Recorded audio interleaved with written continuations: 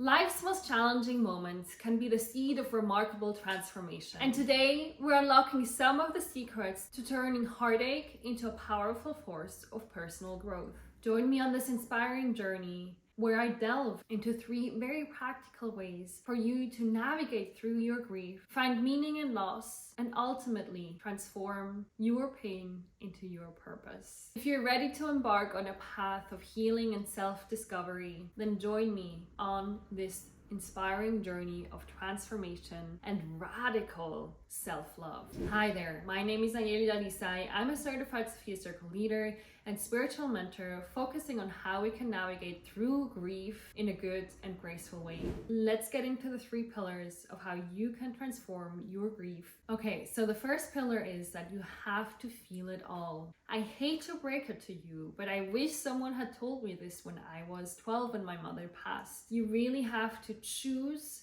to feel it all. You cannot run away from your feelings and your grieving process. I know it's painful and I know it can be challenging at times. However, it is so important for you to actually face all of the feelings that are arising within the process of your grief. Because if not, you will not find any peace. I personally went a couple of years without mourning my mother's loss until the pain got so unbearable that I could not look away any longer. And that's when the real grieving process started.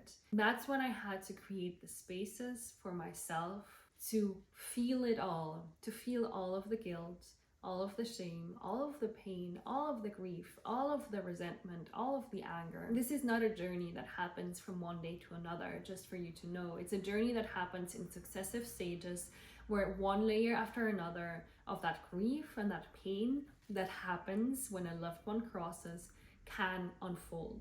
It's just important for you to understand you cannot run away from your feelings forever. You have to move through it. And on the other side of the tunnel, it's always going to be brighter than before you entered the tunnel. I have personally found so much peace within myself and within my own connection with my mother, thanks to moving through all of these rites of initiation and allowing my feelings to move through my vessel.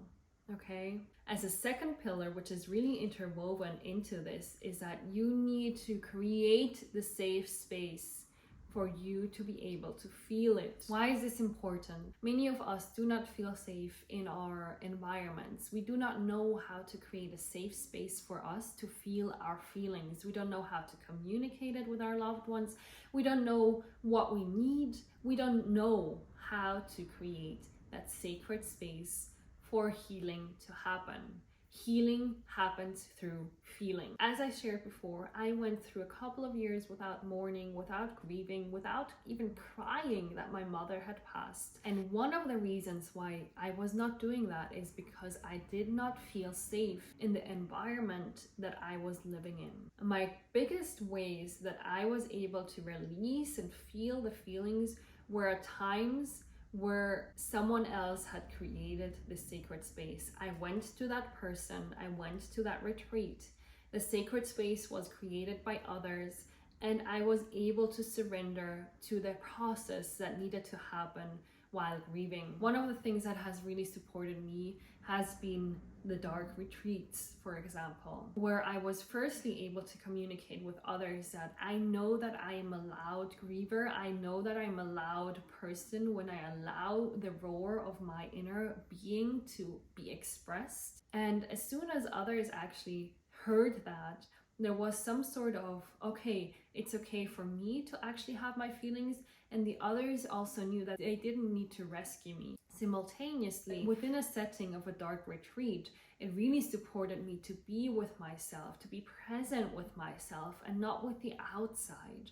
It allowed my inner universe to be experienced in a new way, and I was really able to feel it all. In my personal life, I have been going through a huge journey of feeling safe and creating that safe space for my nervous system to be authentically present. And having sacred spaces that are consecrated to our healing journey and feeling safer in ever increasing measures has been a game changer for me and how I now navigate my daily life. So communicate with your loved ones, find a person, find a retreat, find a way how you can enter a sacred space and experience what it actually means to be able to feel it all.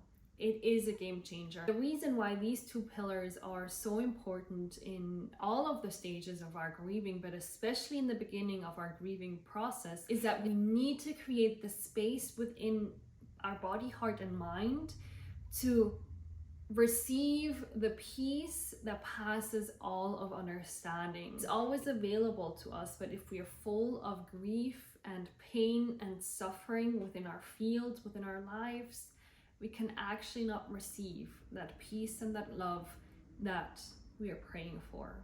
The third pillar in this journey is actually the one that has been the biggest game changer for me in my own individual journey, and you will hear me talk about this quite often. And this is, can you guess it? Your relationship with the divine. I personally do not care how you call the divine. You can have any and all names for that. What is more interesting to me is your own unique relationship with that creator's intelligence. There's different successive stages in actually creating this relationship, and I will just share a couple of pillars in this journey because I came from a place where I was fully and completely atheist for the vast majority of my life, and my desire to actually heal my pain and grief opened up the temple gates for me to create deeper relationships with the divine and with myself. Creating a relationship with your loved one that has crossed over, creating a relationship with your ancestors, creating a relationship with your higher self, creating a relationship with your inner child, and creating a relationship with God. These are different ways how you can start navigating your grief journey. Which of these is most prevalent to you? Where do you want to focus your attention right now and dive deeper into creating a new type of relationship with that aspect of consciousness? Is it your ancestors? Is it your loved one who crossed over? Is it your inner child or your higher self? Or is it God itself? No matter what it is, you have the choice, and you don't have to do everything at once. It's a successive journey where it happens one step at a time.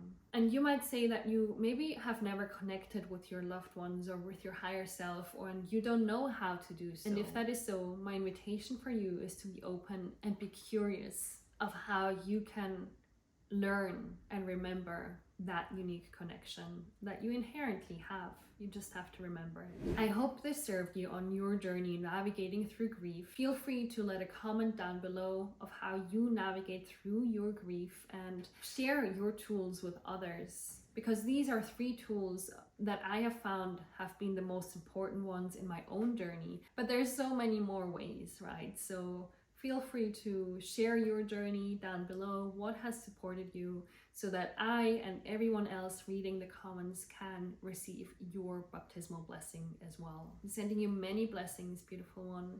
Namaste.